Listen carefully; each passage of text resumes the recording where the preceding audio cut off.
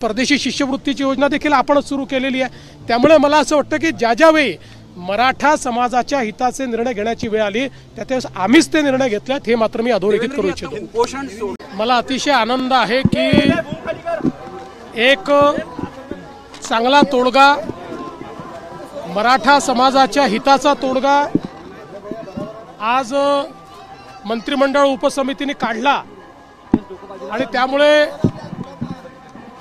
जे काही उपोषण चालू होतं ते उपोषण आता संपवण्यात आलेलं आहे।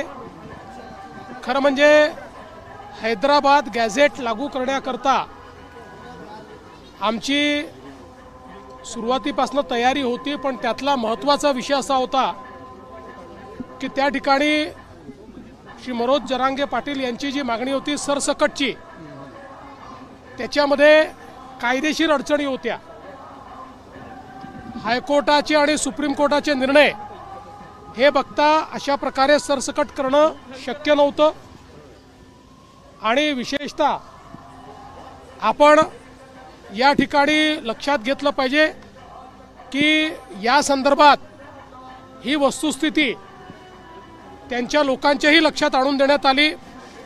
मंत्रिमंडळ उपसमितीची त्यांच्या जे काही त्यांची टीम होती त्यांनाही हे लक्षात आणून दिलं की आपल्या कायद्याप्रमाणे आणि देशाच्या संविधानाप्रमाणे आरक्षण हे समूहाला नसतं, ते व्यक्तीला मिळत असतं आणि त्या व्यक्तीने ते क्लेम करायचं असतं आणि म्हणूनच अशा प्रकारे सरसकट करता येणार नाही, ते कायद्याच्या पातळीवर टिकणार नाही।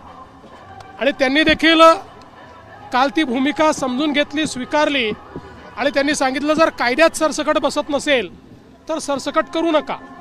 आणि मला असं वाटतं की त्यातनं हा जो काही एक स्टेलमेट होता तो स्टेलमेट मागे झाला आणि पुन्हा त्या संदर्भातल्या चर्चा मंत्रिमंडळ उपसमितीने केल्या, त्याचा GR तयार झाला, त्याच्यात काही बदल होते ते बदल आपण केले आणि तो GR देखील इश्यू झालेला आहे आणि त्यासोबत इतरही काही अनुषंगिक मागण्या होत्या, त्या सगळ्या मागण्या मंत्रिमंडळ उपसमितीने त्या ठिकाणी मान्य केल्या आहेत। मराठा समाजाला लाभ होईल मी बोलतो काही करू नका।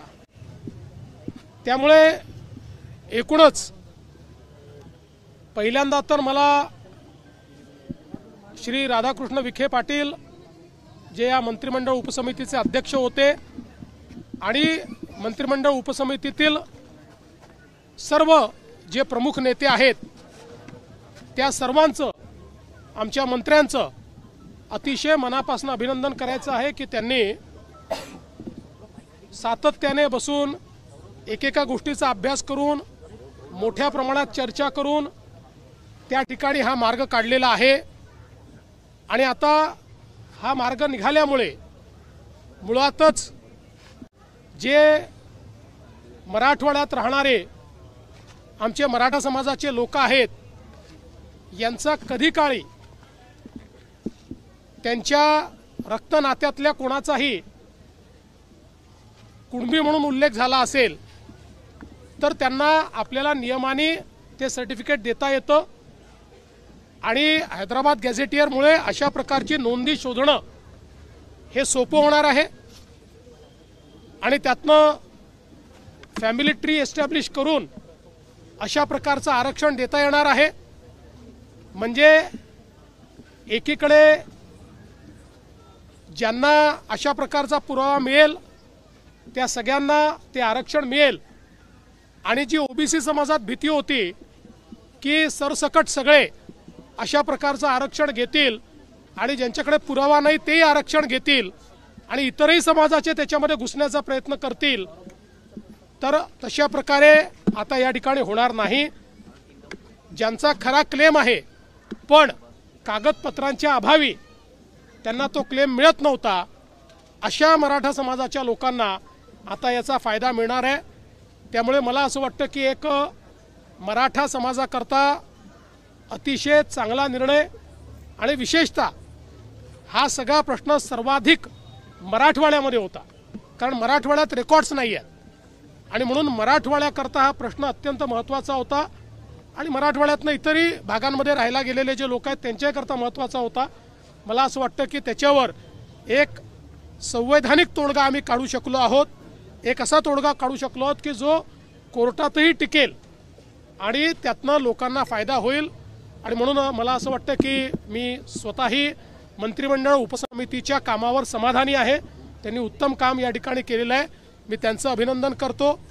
आणि या सगळ्याच्या दरम्यान थोडा मुंबईकरांना त्रास सहन करावा लागला, खरं म्हणजे त्या संदर्भात मुंबईकरांची दिलगिरी देखील मी व्यक्त करतो की जो काही त्रास त्यांना सहन करावा लागलाय, पण मला असं वाटतं की शेवटी एक चांगला निर्णय या ठिकाणी आपण घेतला आहे। लक्ष ठेवून तुम्ही होता, रात्रंदिवस त्या ठिकाणी तुम्ही होतात, लक्ष ठेवून GR वेळेवरती आले आणि पूर्णपणे व्यवस्थित सगळं झालं आणि तुमच्या नावानं पुन्हा एकदा सांगता, तुमच्या नावानं झालं की मराठा समाजाला तुम्हीच न्याय देण्याचा प्रयत्न केला आणि सोशल मीडियावर सुद्धा तुमच्या नावानं हे येत आहेत की तुमच्याच हस्ते हे झालंय, अभिनंदन।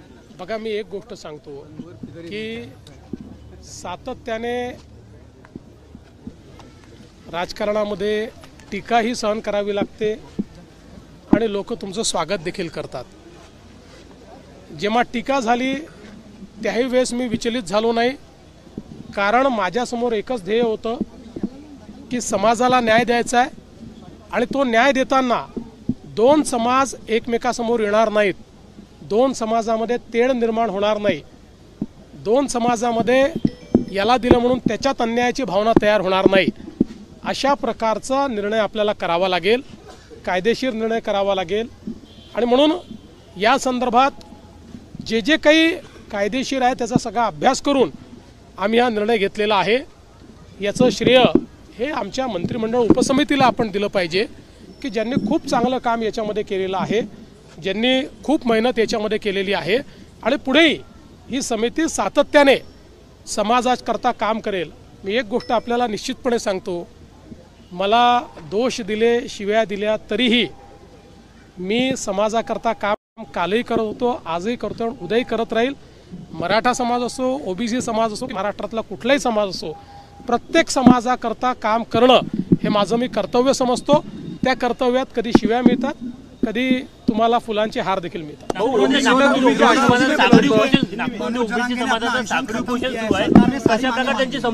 मला असं वाटतं की आता साखळी उपोषणाची आवश्यकता नाही। जो काही OBC समाजामध्ये एक समज तयार झाला होता की त्यांचं आरक्षण काढून दुसऱ्या कोणाला तरी देण्याचा प्रयत्न होणार आहे, असं कुठेही झालेलं नाही। त्यामुळे मला असं वाटतं की आता OBC समाजाने देखील या संदर्भात आता सगळी आंदोलनं ही परत घेतली पाहिजेत आणि मी त्यांनाही आश्वस्त करतो की जोपर्यंत हे सरकार आहे तोपर्यंत दोन समाजांना एकमेकासमोर आणणं, त्यांच्यात तिढा निर्माण करणं, एकाचं दुसऱ्याला, दुसऱ्याचं तिसऱ्याला करणं हे आम्ही कधीच करणार नाही। आमच्याकरता महाराष्ट्राची सामाजिक वीण, महाराष्ट्राचं सोशल फॅब्रिक हे अत्यंत महत्त्वाचं आहे। या निमित्ताने मी खरं म्हणजे माझे जे सहकारी आहेत दोन्ही उपमुख्यमंत्री माननीय श्री एकनाथराव शिंदेजी आणि माननीय श्री अजित पवारजी यांचेही आभार मानतो, कारण ज्यावेळेस आम्ही या संदर्भातले निर्णय घेतले त्यावेळेस त्या निर्णयामध्ये हे दोघंही पूर्णपणे माझ्या पाठीशी होते। त्यांनी पूर्ण समर्थन या संदर्भात आम्ही तिघांनी या मंत्रिमंडळ उपसमितीला दिलं होतं, त्यामुळे त्यांचेही मी आभार मानतो। आणि विशेषतः पोलीस प्रशासन असेल, महानगरपालिका प्रशासन असेल, याच्यावर खूप ताण पडला, भरपूर अडचणी त्याच्यामध्ये तयार झाल्यात, पण मला असं वाटतं की आता तोही ताण दूर झालेला आहे। माननीय उच्च न्यायालयाने देखील काही नाराजी व्यक्त केलेली आहे, सरकारच्या बद्दलही त्यांनी काही आम्हालाही सूचना केलेल्या आहेत, तर आम्हाला ज्या सूचना केल्या त्याचं आम्ही तंतोतंत पालन करू। आंदोलन करण्याची गरज पडणार नाही का? मराठा समाजाचा जे काही आरक्षणाचा प्रश्न होता तो सुटलेला का? आधी 10% आता त्यांची मागणी नाही, मला असं वाटतं की आता कोण काय करणार याच्याबद्दल तर मी बोलू शकत नाही, पण जे काही प्रश्न आहेत ते प्रश्न सोडवण्याचा आमचा प्रयत्न आहे। मराठा समाजाला जे जे देता येतील ते आम्ही यापूर्वी दिलं आहे। आपल्याला कल्पना आहे, मी मुख्यमंत्री असताना पहिल्यांदा आपण आरक्षण दिलं, त्यानंतर मग त्याच्यामध्ये ते हायकोर्टात टिकलं, सुप्रीम कोर्टात टिकू शकलं नाही, परत शिंदे साहेब मुख्यमंत्री झाले तर आपण त्या ठिकाणी आरक्षण दिलेलं आहे। आपण आपल्याला कल्पना आहे की अण्णासाहेब पाटील आर्थिक विकास महामंडळ हे आपण सक्षम केलं आणि श्री नरेंद्र अण्णासाहेब पाटील यांना अध्यक्ष केलं, त्यांच्या नेतृत्वामध्ये 1.5 लाख मराठा तरुणांना आपण उद्योजक केले आहे, ते नोकरी मागणारे नाही नोकरी देणारे झालेले आहेत। आपण सारथीची निर्मिती केली, सारथीमुळे आज IAS IPS किंवा MPSC मध्ये किंवा सगळ्या स्पर्धा परीक्षांमध्ये मराठा समाजाचा टक्का त्या ठिकाणी आपण वाढवलेला आहे. त्यांना चांगली त्या ठिकाणी एक प्रकारे वाव मिळतो आहे. शिक्षणामध्ये आपण शिष्यवृत्तीची योजना सुरू केल्यामुळे उच्च शिक्षण सोपं झालेलं आहे. राहण्याची व्यवस्था, खाण्याची व्यवस्था व्हावी म्हणून निर्वाह भत्ता आपण पंजाबराव देशमुख निर्वाह भत्ता योजना सुरू केली, त्यामुळे तीही अडचण आपण दूर केलेली आहे. आणि यासोबत जी चांगली मुलं आहेत, ज्यांना परदेशात शिकण्याची इच्छा आहे, चांगले मार्क आहेत, पण पैसे नाही म्हणून शिकू शकत नाही, त्यांच्या परदेशी शिष्यवृत्तीची योजना देखील आपणच सुरू केलेली आहे. त्यामुळे मला असं वाटतं की ज्यावेळी मराठा समाजाच्या हिताचे निर्णय घेण्याची वेळ आली, त्यावेळेस आम्हीच ते निर्णय घेतलेत, हे मात्र मी अधोरेखित करू इच्छितो.